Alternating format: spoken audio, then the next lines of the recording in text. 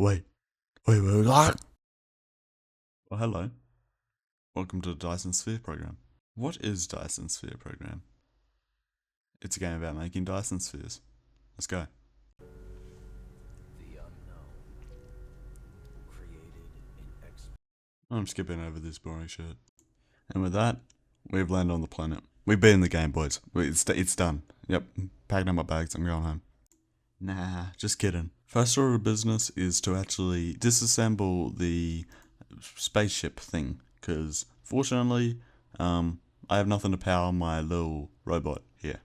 The game actually said that his name was Icarus, but I don't like that name, so Gurt is the new name. Okay. Ignoring all the name stuff, we did end up breaking the rocket, and we ended up getting space capsules, or whatever they're called, and we put them in our fuel chamber. That way our Gurt can keep on living and not run out of energy and die. So, yeah, that's a positive.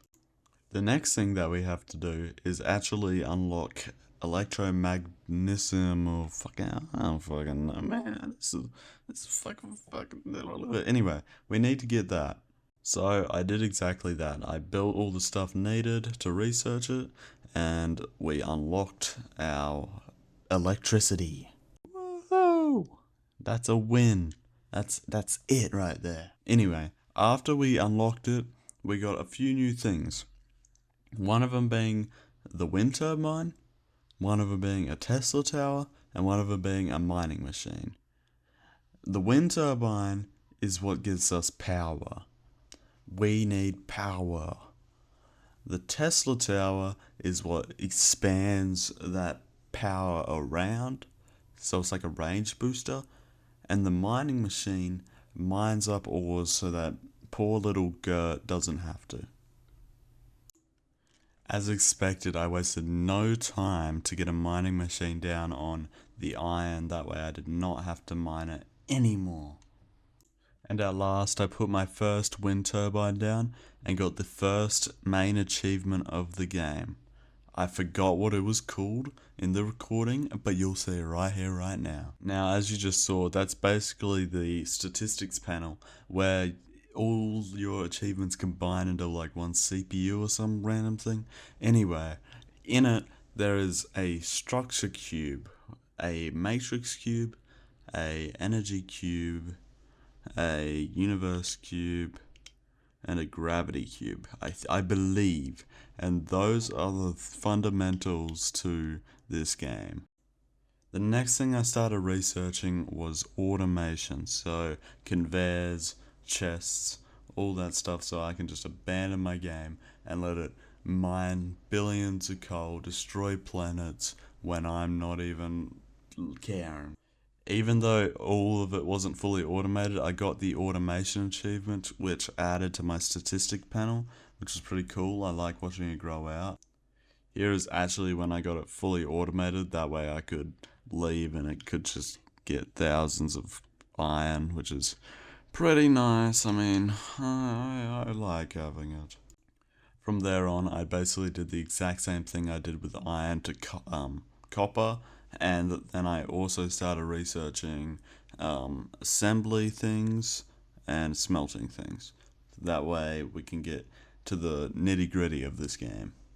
Remember those cubes earlier? Well, it turns out we actually need the blue one first. To make the blue one, it's basically just copper and iron, but in a more complicated form. What I'm trying to say is that we need computer chips and magnets to make the blue cube, which magnets are pretty easy to make. They're just like two iron, and computer chips are one iron ingot, which is just iron smelted, and two copper ingots, which isn't that big of a deal. So I built a few smelters and I placed a few down around the copper, and it was time to start smelting. Before I could start smelting, remember those little things that I took out of the launch capsule pod thing? The things that are powering Gert? Well, they are out. There is no more of them, and I need a power source. The most common power source that we can use is coal. It's pretty easy, so before I started smelting the copper, I started mining the coal. I didn't want to make you guys watch the whole process, so what I did was I just went over and put more smelters down over near the iron as well, and then I hooked it all up to a chest to get them all automatic. Something I noticed throughout the recording was that my iron depletage was kind of going crazy because we only have one mining machine, but we have 3 smelters. So I decided to hook up another mining machine to a iron vein, just so that way I don't have to deal with it later. And this was the result of all that work. So it's all automated. We get 3 smelters pumping out iron bars, which is pretty good because we're going to need them in the future as well. We're not only going to need them for computer chips. I ended up hooking everything up to an assembler, which is what the computer chip is made in, and then we had computer chips. But I did get sidetracked by our power shortage, so I placed down like a bunch of wind turbines. And there we have it, automated computer chips. Now, this is the process of it all. It's pretty simple, honestly, but now we have to do the magnets. One thing I didn't realize was that the dark fog meter was slowly going up, and it went up too quick before I could get weaponry defenses. So, this is the attack in action. Now, lucky for me, Gurt has Sigma defenses, so he shoots them down, but it gets worse as the gameplay goes on, so we need to get those weaponry defenses now. We did emerge victorious though, so good on Gurt, okay? For the magnets, I didn't want to deplete the iron that we had already in that chest since it's already going down fast enough, so I placed down another mining machine for a separate iron network for the magnets alone.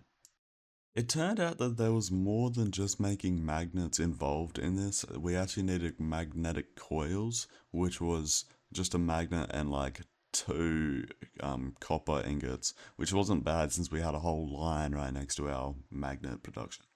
Now to the last step of making the electromagnetic cubes, aka blue cubes, but that's fine. All we gotta do is we gotta put it in something called a matrix lab. I started researching that straight away, that way we could do it. So I hooked everything up to the matrix lab, connected it all, and we finally had blue cubes, unlocking another achievement on our statistics panel. It actually took me 44 minutes to unlock this, but for you guys it's only like 8 minutes, so I'm lucky. Another process to this matrix lab is that it can actually research for us, so that way it doesn't have to be in our inventory.